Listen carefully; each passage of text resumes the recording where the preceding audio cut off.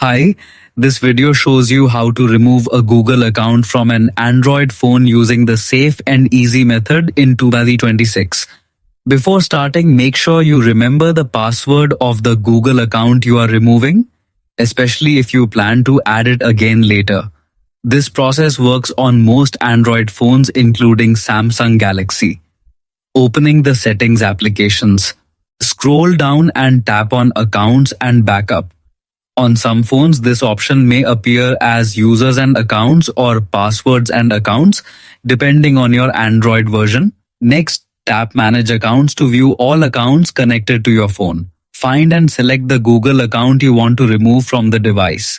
Once open, tap the Remove Account option at the bottom of the screen. A confirmation message will appear explaining that removing the account will delete synced data such as Gmail, contacts, calendar, and drive data from the phone only. Tap Remove Account again to continue.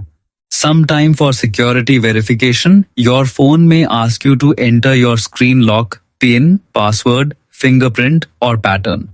After verification, the selected Google account will be safely removed from your Android phone automatically.